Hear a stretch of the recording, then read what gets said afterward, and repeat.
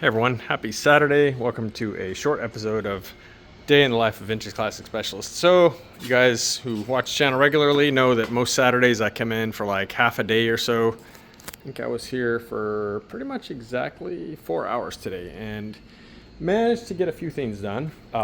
If you saw the thumbnail, you saw the beautiful 69 Cowlook Beetle, which literally just left minutes ago. Yeah, it's gone. And he was driving it, I think it was last weekend, and it stalled and he couldn't get it started, but it would kind of start and it was like popping and just being sort of uncooperative. And so he brought it in today and opened his deck lid and started checking, and lo and behold, the power wire to the coil had somehow worked itself off. And it was kind of making contact, but the actual connector wasn't on the spade, but it was like kind of touching like end to end. I think enough that sometimes it would kind of start and then, die right away if the wire vibrated a little or whatever. Anyway, so I re-crimped the end of the connector a little bit, snug it up a little, trimmed a couple zip ties off, and gave the wire a little bit more slack so, vibration or whatever wouldn't work it off. So it is not going anywhere now. So glad to get him back his beautiful toy, and glad it wasn't anything major, because that's no fun. So let's see what else I did today. Started the day off on this guy, and I went ahead and put those front shocks on it. And if you can see, if you're used to looking at this car, you'll know that it's sitting probably, I don't remember the measurements. It might be like 2 inches higher, literally, in front. The car still has a bit more rake than I would like, so I may check with the owner after we get the wheels and tires on and see if he wants me to re-index the rear torsion bars. It's a big job, easily probably 5-6 hours on one of these by the time you pull everything apart and re-index them and put it back together. It's a pretty huge job, and I don't really enjoy it, but the car would look a lot better now that we've got the front up to a reasonable ride height. It would still look even better yet if we brought the back down maybe like an inch. So we'll see. Once we get the wheels and tires on it and get them pushed out in the fender wells and stuff, maybe it'll look okay. So I want to kind of reserve judgment on the stance at the back of the car until we do that. But anyway, the front impy coilover shocks did the trick. They did exactly what I wanted and raised the front end up pretty much exactly where I would have adjusted it had I put an adjustable beam on it. But so that was a good cheap fix for that. Again, this guy's kind of budget conscious, not wanting to make this thing too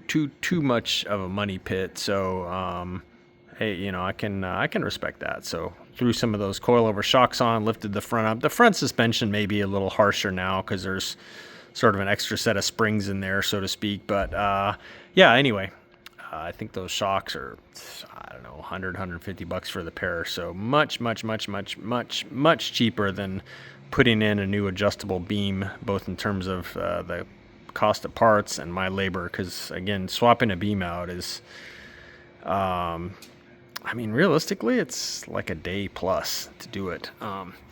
Anyway, so what else? Yeah, so did that, and then I did, while I had the front wheels off, I did, of course, take one of the new mobile wagon wheels and held it up there, and it looked amazing. Sent the owner a picture. He's excited.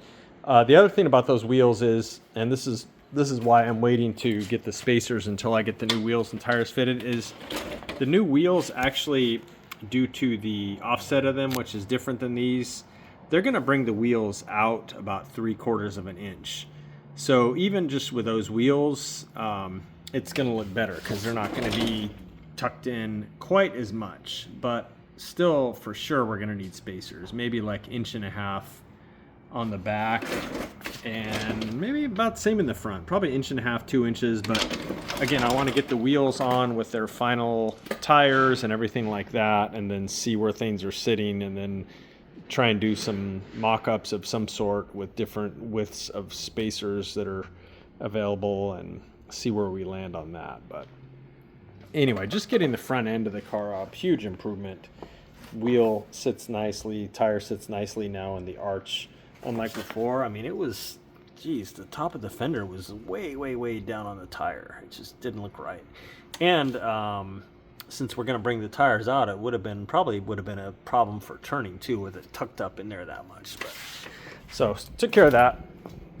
And then the only other thing I did is on this green 67 here, I went ahead and pulled his rear calipers off, his rear rotors off, cleaned everything, got everything prepared to go back together, which I'll probably do maybe like Monday.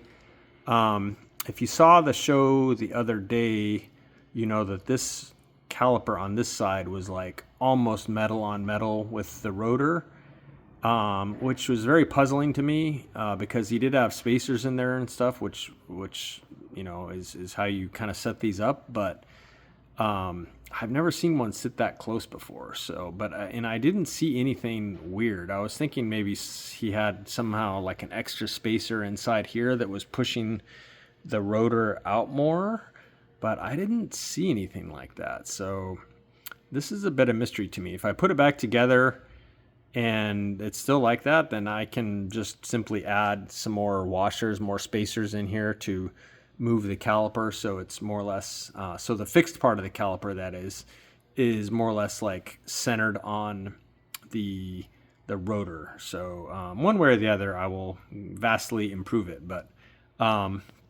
yeah, so pulled that apart, and again got everything cleaned and degreased here and ready to put back together with a new axle seal kit.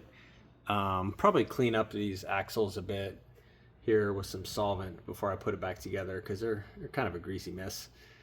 And yeah, other than that, and spending some time with the 69 cal look, and well, not much time, probably took all of like a minute to fix it, and then we stood around and chatted for a little while.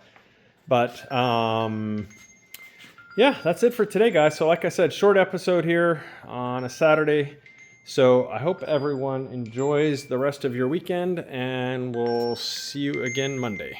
Bye.